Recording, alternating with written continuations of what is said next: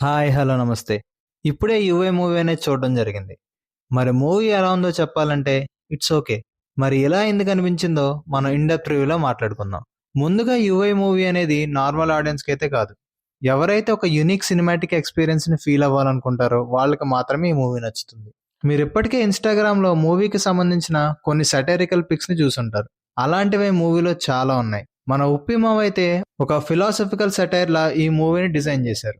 Upendra old మూవీస్‌లో చూస్తే ఒక స్ట్రాంగ్ పాయింట్‌ని తన యూనిక్ వేలో ఎలా అయితే చెప్తారో అలానే ఈ మూవీలో చెప్పడానికి ట్రై చేశారు. బట్ కొన్ని చోట్ల అది వర్కౌట్ అయినా ఇంకొన్ని సీన్స్‌లో అది వర్కౌట్ అవ్వలేదు.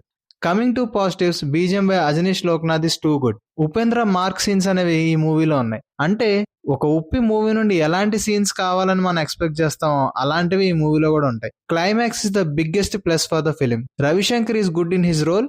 Now coming to negatives. First half interesting నోట్తో స్టార్ట్ అయినా వెళ్లే కొద్దీ స్టోరీ నరేషన్ అనేది డిస్కనెక్ట్ అవుతూ ఉంటుంది.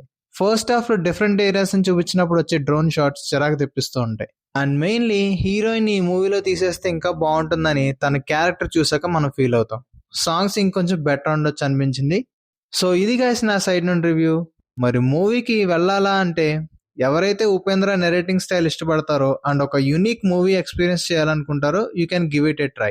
బట్ ఈ మూవీ అయితే నార్మల్ ఆడియన్స్ కి మాత్రం కాదు. అండ్ ఫైనల్లీ ఈ మూవీకి నేను ఇచ్చే రేటింగ్ 2.75/5. సో మూవీ లవర్స్, మీకు కనుక మన రివ్యూ నచ్చితే లైక్ చేసి మీ ఫ్రెండ్స్ కి షేర్ చేయండి. అప్కమింగ్ ఫిలిమ్స్ కూడా రివ్యూ అవ్వడానికి నాకు కొంచెం బూస్ట్ లా ఉంటుంది. అలాగే మన మూవీస్ అండ్ టెక్ ని సబ్స్క్రైబ్ చేసుకోండి.